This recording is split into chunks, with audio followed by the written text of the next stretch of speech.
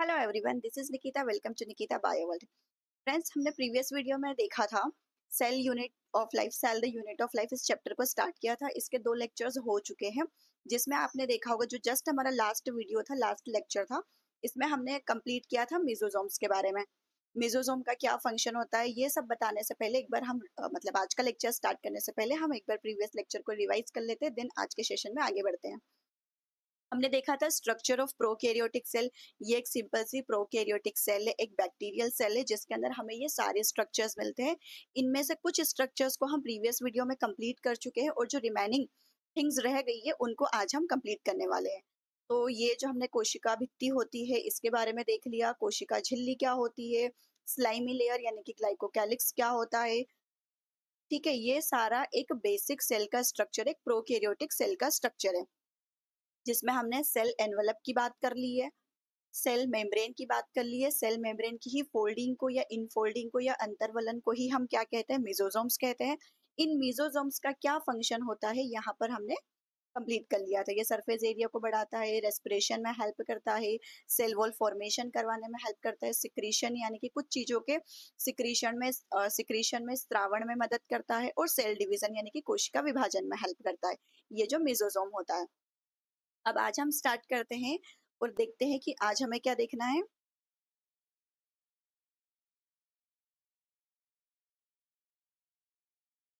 आज हमें देखना है सरफेस अपेंडेजेस के बारे में। ये सरफेस अपेंडेजेस होते क्या है, पहले आपने इस डायग्राम में देखा होगा। इस डायग्राम को ध्यान से देखिए। ये जो स्ट्रक्चर आपको दिखाई दे रहा है लंबा सा, जिसको हम फ्लैजिला कह रहे हैं, ये वाला एक स्ट्रक्चर जिसको हम फिम्बरी कह रहे हैं, और ये छोटा सा स्ट्रक्चर जिसको हम पिलाई कह रहे हैं, इन तीनों को मिलाकर के कहा जाता है सरफेस अपेंडेजेस। ये इस बैक्टीरिया की, इस प्रोकैरियोटिक सेल की सरफेस के ऊपर प्रेजेंट होते हैं। इन तीनों की अलग अलग फंक्शनिंग होती है, तो जानते हैं कि ये तीनों क्या काम करते हैं। पहला, जैसे कि आपको याद रखना है, फ्लैजिला। फ्लैजिला को कहा जाता है कशाभिका। ये होता क्या है, ये सेल मेम्ब्रेन का ही बना हुआ होता है, सेल मेम्ब्रेन के जैसा ही इसका कुछ स्ट्रक्चर होता है। काम क्या होता है फ्लैजिला का, ये मूवमेंट में हेल्प करता है। जैसे बहुत सारे बैक्टीरियाज क्या होते हैं, मतलब प्रोकैरियोटिक सेल मोटाइल होते हैं, यानी कि चलायमान होते हैं।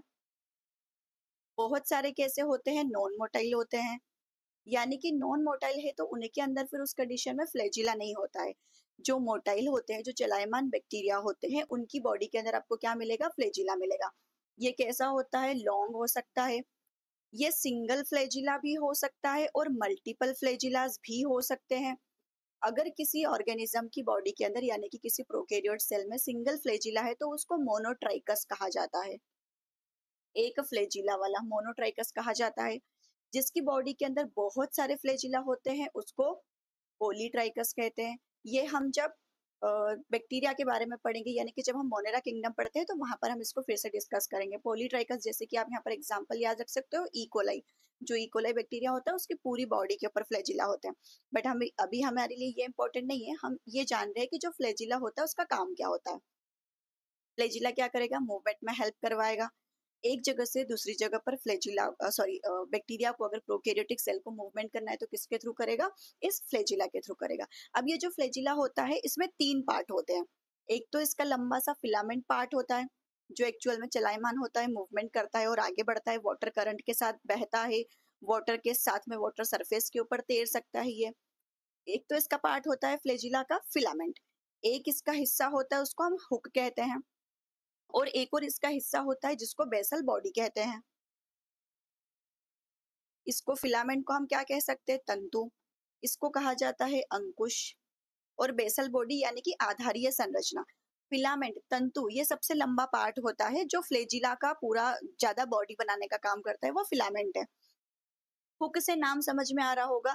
ये हुक क्या करता है, किसी भी सरफेस से, चट्टान से, रॉक से या फिर होस्ट बॉडी से ये अटैच होने में हेल्प करता है। मतलब बैक्टीरिया किसी और अगर ऑर्गेनिज्म के ऊपर बैठेगा या फिर किसी और ऑर्गेनिज्म से अटैच होने की कोशिश करेगा तो किसके थ्रू अटैच होता है, इस हुक की ही हेल्प से अटैच होता है।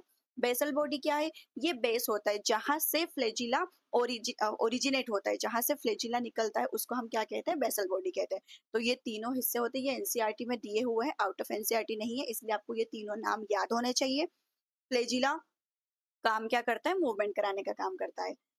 दूसरा सरफेस अपेंडेजेस में हम देखें, फ्लैजिला के बाद हमारे पास एक सेकंड आता है जिसको हम कहते हैं पिलाई। जब पिलाई से पहले हम फिमरी देख लेते हैं।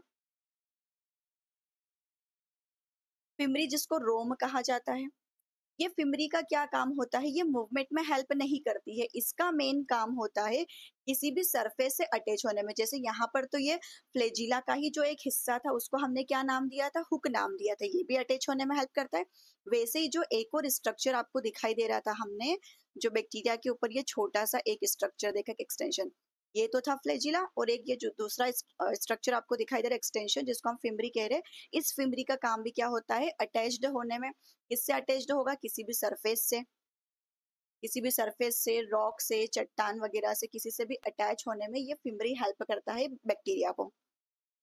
अच्छा, ये किस प्रोटीन से बना होता है, स्पेशल टाइप ऑफ प्रोटीन होता है, ये नाम आपको नहीं दिया हुआ है एनसीईआरटी में, सो आप स्किप भी कर सकते हो इसको, बट ये फिमरीन प्रोटीन का बना होता है, अगर आप याद रखना चाहे तो रख सकते हैं। फिमरीन प्रोटीन का बना हुआ होता है ये। फ्लैजिला किस प्रोटीन का बना होता है, फ्लैजिलिन प्रोटीन का। इनके प्रोटीन के नाम याद रखना बहुत ज्यादा मुश्किल नहीं है, तो आप याद रख सकते हो फ्लैजिलिन प्रोटीन का। फिमरी किसका बना होता है, फिमरीन प्रोटीन का। अब नेक्स्ट हमारे पास आता है पिलाई। पिलाई क्या होता है, एक छोटा सा स्ट्रक्चर होता है, कुछ ऐसा हमने बनाया है। ये क्या करता है, ना तो ये मूवमेंट में हेल्प करेगा, ना तो ये सरफेस से अटैच होने में हेल्प करता है। ये हेल्प करता है कॉन्जुगेशन ट्यूब बनाने में। कॉन्जुगेशन ट्यूब कब बनती है, जब इस बैक्टीरिया को, इस प्रोकैरियोटिक सेल को रिप्रोडक्शन करना होता है। जब एक बैक्टीरिया से दो बैक्टीरियाज बनने होते हैं, या फिर किसी दूसरे बैक्टीरिया में अपना जेनेटिक मटेरियल ट्रांसफर करना होता है, तब ये क्या करती है, कॉन्जुगेशन ट्यूब हेल्प करती है। रिप्रोडक्शन इसका कैसे होता है, जब हम मोनेरा किंगडम पढ़ेंगे तो वहां उसको देखेंगे। पिलाई किस काम में आता है, कॉन्जुगेशन ट्यूब फॉर्म करने में हेल्प करेगा, फॉर्मेशन। एंड ये किस प्रोटीन का बना होता है, ये भी स्पेशल टाइप ऑफ प्रोटीन का बना होता है जिसको हम पिलीन प्रोटीन कहते हैं। आई होप आपको ये तीनों समझ में आ गए। ये दोनों ही छोटे होते हैं, ये मूवमेंट में हेल्प नहीं करते, मूवमेंट कौन कराता है, सिर्फ फ्लैजिला कराता है। तो ये कहानी हुई सरफेस अपेंडेजेस की। अब हम बात करते हैं इस बैक्टीरिया की मेन जीनोम की। मेन जीनोम यानी कि इसका जो डबल स्ट्रैंडेड डीएनए होता है, इसके डबल स्ट्रैंडेड डीएनए के, सर्कुलर डबल स्ट्रैंडेड इसका डीएनए होता है मेन जीनोम। कुछ ऐसा ऐसा से वहां पर पड़ा हुआ था जिसके बाहर कोई भी न्यूक्लियर मेम्ब्रेन नहीं थी, इसीलिए तो हम इसको प्रोकैरियोटिक सेल कह रहे हैं। प्रोकैरियोटिक सेल का मतलब ही क्या है, जिसके ऊपर क्या, जिसके अंदर क्या नहीं है, न्यूक्लियर मेम्ब्रेन प्रेजेंट नहीं है, यानी कि इसका जेनेटिक मटेरियल साइटोप्लाज्म में बस ऐसे ही पड़ा हुआ है। ये क्या होता है, इसका मेन जीनोम होता है, क्या होता है, डबल स्ट्रैंडेड डीएनए, सर्कुलर भी होता है। ठीक है, इसके मेन जीनोम में बस हमें इतनी ही बात याद रखनी है। दूसरा एक और इसके पास होता है extra chromosomal DNA. Extra chromosomal यानी कि इसके पास जितने क्रोमोसोम है उससे ज्यादा। अच्छा, यहाँ पर कितने क्रोमोसोम, सिंगल क्रोमोसोम जनरली होते हैं, सिंगल क्रोमोसोम पाया जाता है। एक्स्ट्रा क्रोमोसोमल यानी कि इसके मेन जीनोम से हट करके, मेन जीनोम के अलावा जो इसके पास एक्स्ट्रा पड़ा हुआ है उसको हम क्या कहते हैं, प्लाज्मिड कहते हैं। एक्स्ट्रा क्रोमोसोमल डीएनए जो कि कैसा है, डबल स्ट्रैंडेड है, डबल स्ट्रैंडेड होता है। Extra chromosomal double stranded DNA, extra chromosomal double stranded circular DNA. Circular क्यों, क्योंकि ये सर्कल होता है, डबल स्ट्रैंडेड होता है और एक्स्ट्रा क्रोमोसोमल होता है। इस प्लाज्मिड का काम क्या होता है, इस प्लाज्मिड को हम यूज करते हैं बायोटेक्नोलॉजी के लिए, ये मैंने आपको पहले भी बताया था कि इसका बायोटेक में बहुत यूज होता है। दूसरा, इस बैक्टीरिया के लिए ये क्या काम करता है, इस प्रोकैरियोटिक सेल के अंदर ये जो पड़ा हुआ है इसका क्या काम है, इसके पास उपस्थित होते हैं यहाँ पर कुछ special type of gene, special type of gene होते हैं जो इसके लिए बनाते हैं एंटीबायोटिक रेजिस्टेंट, एंटीबायोटिक से बचने के लिए, एंटीबायोटिक रेजिस्टेंट प्रोटीन। इस बैक्टीरिया के पास, इस प्रोकैरियोटिक सेल के पास अगर ये प्लाज्मिड प्रेजेंट है, प्लाज्मिड में ये जीन प्रेजेंट है, तो होगा क्या, इस बैक्टीरिया के ऊपर किसी भी एंटीबायोटिक का असर नहीं होता है। ये क्लोरामफेनिकोल रेजिस्ट हो सकता है, ये टेट्रासाइक्लिन रेजिस्ट हो सकता है। तो ये एंटीबायोटिक रेजिस्टेंट प्रोटीन बनाता है, ये जो इसके पास स्पेशल टाइप ऑफ जीन है ये क्या बनाता है, प्रोटीन बनाता है। तो इस बैक्टीरिया के पास में, इस प्रोकैरियोटिक सेल के पास में इस प्लाज्मिड के प्रेजेंट होने के कुछ फायदे भी है। हमारे लिए तो है ही, बायोटेक्नो में हम इसका यूज करते ही करते हैं, इसके अलावा इस बैक्टीरिया के लिए भी ये काम के होते हैं। बट अगर इसको आप इस बैक्टीरिया की बॉडी से बाहर भी निकाल दो, इस प्लाज्मिड को अगर आप बाहर भी निकाल दो, तो ऐसा नहीं होगा कि ये बैक्टीरिया आगे सर्वाइव नहीं करेगा, रेप्लिकेशन नहीं कर पाएगा, ये सब कुछ कर लेता है क्योंकि ये तो एक्स्ट्रा है, इसका मेन जीनोम तो ये रहा। तो इसके निकाल देने से इस बैक्टीरिया के ऊपर ज्यादा कुछ असर होगा नहीं। हाँ, अगर एंटीबायोटिक रेजिस्टेंट ये प्रोवाइड कर रहा है तो फिर इसके बाद में अगर इसको निकाल दिया तो फिर ये एंटीबायोटिक से किल हो जाएगा। आगे बात करें हम राइबोसोम की। राइबोसोम मैंने आपको बताया था, इस प्रोकैरियोटिक सेल के अंदर बहुत सारे राइबोसोम पाए जाते हैं, जिनको हम कहते हैं 70S राइबोसोम। इसके पास कौन से टाइप का राइबोसोम पाया जाता है? 70S type of ribosome. जबकि यूकैरियोटिक सेल की बात करेंगे तो उनके पास कौन सा होता है? 80S ribosome. अब ये जो 70S राइबोसोम है, मतलब पहले तो ये राइबोसोम है, राइबोसोम का काम क्या होता है? क्योंकि ये प्रोटीन फैक्ट्री है, राइबोसोम क्या है? प्रोटीन फैक्ट्री है, प्रोटीन बनाने का काम करता है एमआरएनए के साथ में मिल करके। तो ये प्रोटीन फैक्ट्री कही जाती है, यानी कि प्रोटीन फॉर्मेशन करेगा। इसका काम ये है, प्रोटीन फॉर्मेशन, सेल के लिए रिक्वायर्ड प्रोटीन बनाता है। अब ये जो 70S लिखा हुआ है, इस एस का मतलब क्या है? ये आपको कई बार लिखा हुआ मिलेगा और आपको इसका मीनिंग समझ में नहीं आएगा, तो पहले मैं इस एस का मतलब आपको समझाती हूँ। इस एस का मतलब होता है स्वेडबर्ग यूनिट। इसको कहा क्या जाता है? Svedberg unit. इसी का दूसरा नाम होता है सेडिमेंटेशन कोएफिशिएंट। Sedimentation coefficient. ये स्वेडबर्ग क्यों कहा जाता है? स्वेडबर्ग यूनिट इसलिए कहते हैं क्योंकि ये साइंटिस्ट का नेम है, वैज्ञानिक का नाम है, इस वैज्ञानिक ने पहली बार इसके बारे में बताया है, इसलिए ये साइंटिस्ट नेम है स्वेडबर्ग। और इसका दूसरा नाम क्या है? Sedimentation coefficient. सेडिमेंटेशन का मतलब क्या होता है? मान लो आपने एक ग्लास भर के क्या लिया? पानी लिया, वाटर ले लिया। इस एक गिलास पानी के अंदर आपने बहुत सारी मिट्टी डाल दी है, सॉइल डाल दी है, जिसके अंदर बड़े बड़े कंकड़ पत्थर भी है, स्टोन पेबल्स भी है, छोटे छोटे पार्टिकल्स भी है, सॉइल के पार्टिकल्स भी है। अब जब इस मिट्टी को आप इसके अंदर डालोगे तो आप क्या चीज देखोगे? जो बड़े बड़े पार्टिकल्स है वो नीचे सेटल डाउन होंगे, जो छोटे पार्टिकल्स है वो ऊपर आपको फ्लोट करते हुए दिखेंगे या फिर ऊपर तैरते हुए दिखेंगे। तो ये क्या हो गया? पूरा जो मिट्टी आपने डाली है, जो सॉइल डाली है, जो रेत डाली है, वो क्या हो गई? एक लेवल पे जाके सेडिमेंट हो गई, जम गई है ये पूरी। कुछ वैसे ही जब इस राइबोसोम को एक यूनिट के अंदर, एक टेस्ट ट्यूब के अंदर डालेंगे, इस राइबोसोम जो कि 2 यूनिट का बना होता है, एक इसकी छोटी यूनिट होती है, एक इसकी बड़ी यूनिट होती है।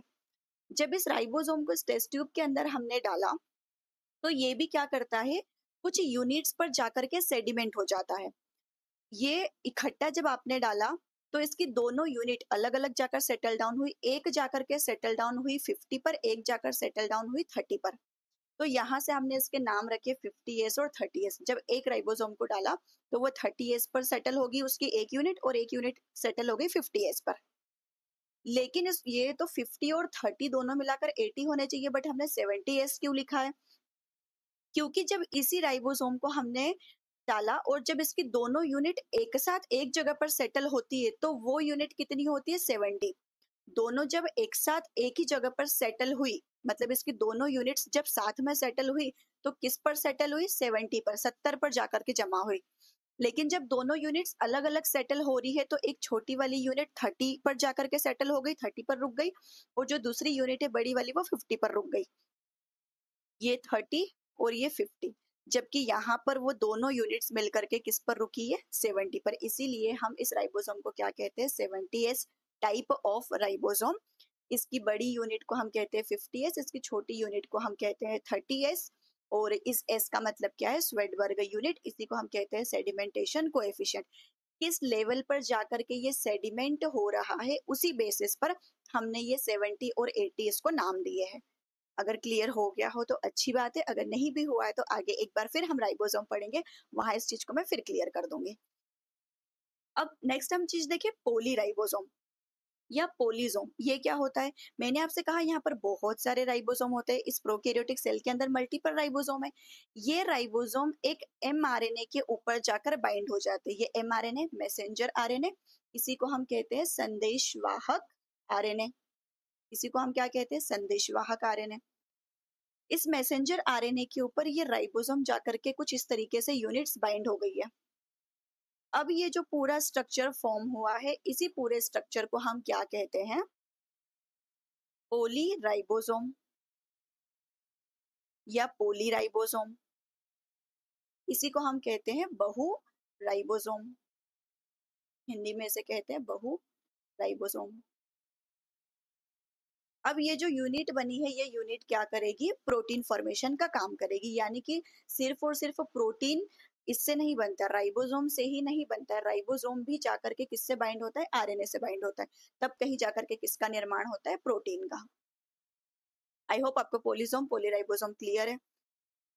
अब एक लास्ट चीज हमारे पास आती है इंक्लूजन बॉडी। क्या हमने इंक्लूजन बॉडी यहाँ पर बनाई है? जो आपने एक बेसिक प्रोकैरियोटिक सेल का स्ट्रक्चर देखा है, इसमें ये रहा, ये जो आपको छोटी छोटी यूनिट्स दिखाई दे, ये सेल इंक्लूजन बॉडी, ये जो छोटी छोटी यूनिट्स है, इनको हम क्या कहते हैं, इंक्लूजन बॉडी कहते हैं। अब ये इंक्लूजन बॉडी क्या है?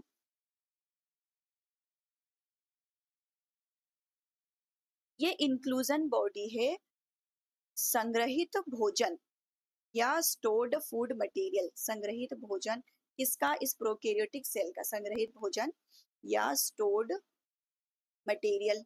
ये स्टोर्ड मटेरियल क्या क्या स्टोर किया हुआ है, क्या क्या स्टोर किया जा सकता है, इसमें है फॉस्फेट ग्रेन्यूल्स, फॉस्फेट कणिकाएं, इसमें है ग्लाइकोजन ग्रेन्यूल्स, ग्लाइकोजन ग्रेन्यूल्स, और इसमें है साइनोफाइशियन ग्रेन्यूल्स,